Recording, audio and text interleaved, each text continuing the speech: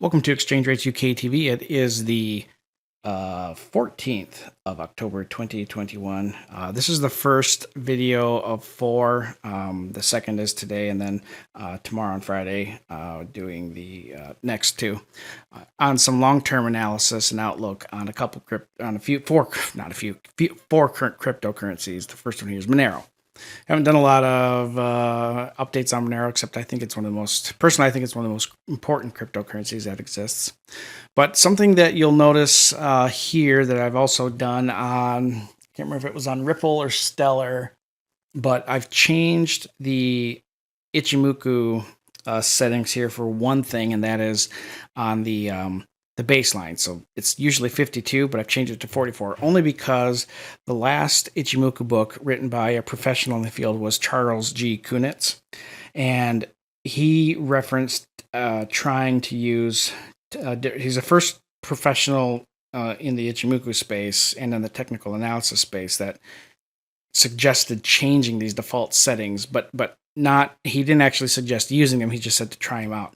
The only reason I'm changing it to 44 is because that's the value that he put in his book to take a look at. And it's because if I use 52, we don't have a complete cloud like we do here. So I'm using 44. I guess I didn't really need to go through all that, but that's what's going on. But saying that, using that 44 brings Monero in kind of like an exclusive zone of sorts when it comes to cryptocurrencies within its class, is that it's actually above the cloud. Overall, it's very bullish here because the lagging span's above the candlesticks. You have price above the cloud, but there's really just two things preventing us from seeing Monero break out higher here.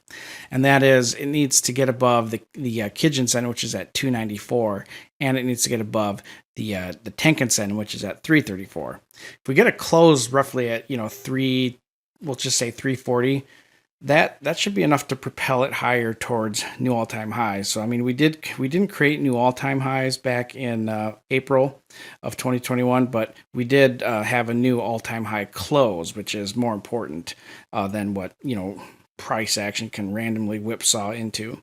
So it's got some support as well, which is really nice. So Senko span B on the 3-week chart is down at 244, or 245, we'll say. So that's one thing it's got going for it. It needs to hold that level. Ultimately, what it looks like here is not an ideal level.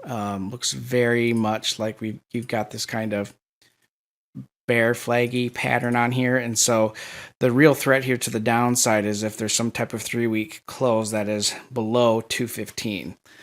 If that happens on the 3-week candlestick chart, you could see a real quick nosedive,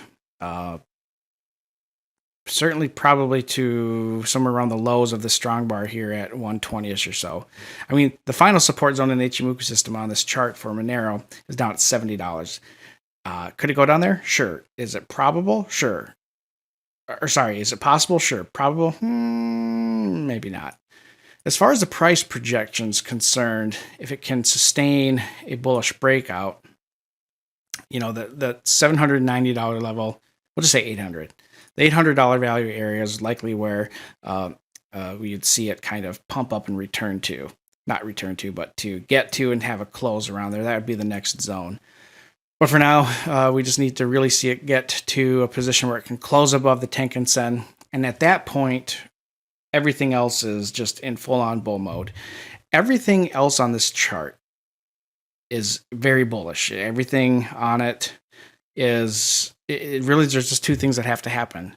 The ideal bullish Ichimoku breakout entry is when the future cloud is green, meaning that A is above B, the lagging span is above the candlesticks and an open space, and the close is above the cloud, and it's above the Tenkan-sen and Kijun-sen. So that's the last thing that we need. We just need to see a close above the Tenkan-sen and the Kijun-sen. That will confirm the ideal bullish Ichimoku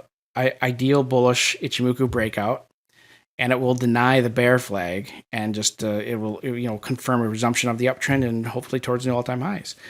That does it for me. From all of us here at Exchange Rates UK TV, thank you all for watching. Please don't forget to like, comment, and subscribe.